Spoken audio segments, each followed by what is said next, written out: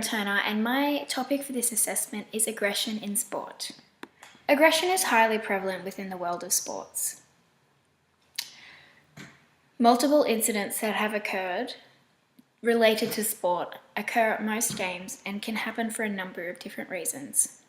In relation to sport, the term aggression can be interpreted in both positive and negative lights. It is defined as a behaviour directed towards harming another living being. Aggression can be interpreted a number of different ways. For example, aggression can be verbal, physical, or threatening. There are two subtypes of aggression. They are categorized by instrumental aggression and hostile aggression. Hostile aggression is defined by having the goal to abuse and/or inflict injury on someone. This can also include harassment, and it is arguably the most captured by social media and is therefore the most controversial because of the violence of this nature. The other subtype is instrumental aggression. This is most commonly seen in sport as a non-intentional way of hurting someone. It is most used in trying to defeat the opponent. Because instrumental aggression is used to defeat the opponent and is not out of malicious intent, it can be seen as the least violent option of aggression. Because aggression in sport is highly documented by the news, sports channels on Foxtel, social media, there have been a lot of theories conducted and research funded by sporting teams and sport institutes. Aggression in sport is not only initiated by frustration, it is also one of the impacts that social learning has on society. A key way of explaining this is by looking at the general aggression model. So the general aggression model has two inputs. It is personal factors and situation factors. A key way of gaining an understanding of what causes aggression in sports is the general aggression model. The general aggression model explains that there are two factors that normally dictate how a person is aggressive in sport and what can initiate the aggression in the first place. An important topic to discuss is the dualistic model of passion. With such a vast range of research being conducted for sport and developing concepts further, an important thing to discuss is the dualistic model of passion, which sits in line with self-determination theory. The dualistic model of passion is important because people engage in certain activities to fulfill certain requirements or satisfy basic needs. A basic human emotion is passion, and this can spur on the issue of aggression in sport. For example, when people become overpassionate about their sport or too involved in their sport, they can experience high rates of aggression for a number of different reasons. The dualistic model of passion discusses that there are two different types of passions. One passion is harmonious passion, and that is working together in order to improve something or just experience a passion of yours and someone else's together. Another passion, however, can include being aggressive, and this is a really common problem in sport today.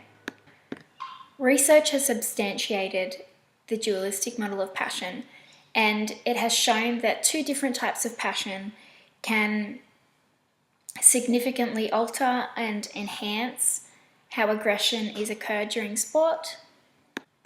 However, when there are two types of passions, it can occur that a negative type of passion can outweigh the good. And this is very common in obsessive passion in sport, which is experienced by players, participants in studies, and most commonly it is experienced by the audience. This brings forward a topic of discussion within the world of sport. Is there a good and bad aggression? There has been significant research into the world of sport and how aggression can alter certain experiences for both the audience and the players. In both aggression and passion, there have been a side to each which have suggested that there is a good and a bad side to both passion and aggression. Frustration is normally a precursor to aggression. However, a revised version of the frustration and aggression theory suggests that frustration is not the main source of aggression in participants, players, and the audience. Social learning theory is important to the world of sport and aggression. Social learning theory is an important aspect of aggression and the world of sport because it explains that aggression can be learnt through spectating others. The second theory I'm going to discuss today is social learning theory. Social learning theory is an important part of understanding how aggression can occur. Social learning is the act of observing certain events and actions undertaken by others, completing that action yourself, and then having that action reinforced by continuously seeing the same actions and events occurring within the real realm of sports. As a sports psychologist or someone studying sports psychology, it is important to acknowledge that there are different types of aggression and behaviour, and some exceptions that can occur.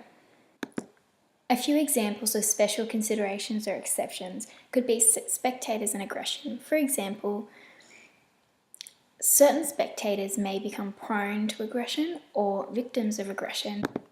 A few reasons as to why these special considerations can occur is because of the difference in culture at times. So for example, at World Cup for soccer and football, there is a number of different cultural backgrounds there, and some behaviours that may be deemed appropriate by some may not be appropriate by others. In addition to this, alcohol-related aggression is often occurring at sports games. As I discussed earlier, there are two types of aggression, and one can be purposeful and premeditated, and another can be completely accidental, however caused by anger or frustration. While there are a number of special considerations, premeditated or accidental with malicious intent or as a way of beating the opponent, there is a lot of controversy surrounding aggression in sport and how it can hinder performance.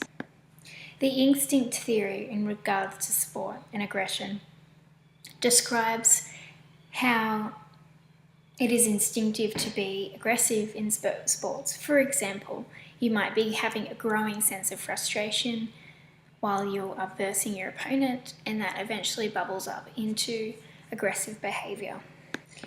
Choking is a common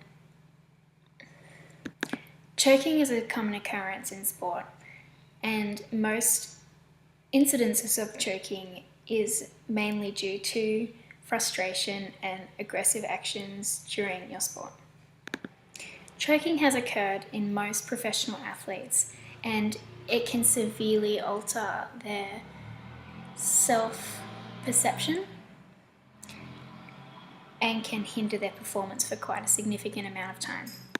This is why it is so important to teach appropriate behaviour from a young age and to learn how to accept social cues and learn appropriate behaviours during sport and a good team ethic. Another way of preventing aggression in sport is to establish some team norms, and by norms I mean the appropriate behaviours and methods of combating aggression and frustration during games. This can also be reinforced by punishment, being sent off field if an aggressive behaviour does occur, and it can also include controlling spectator aggression.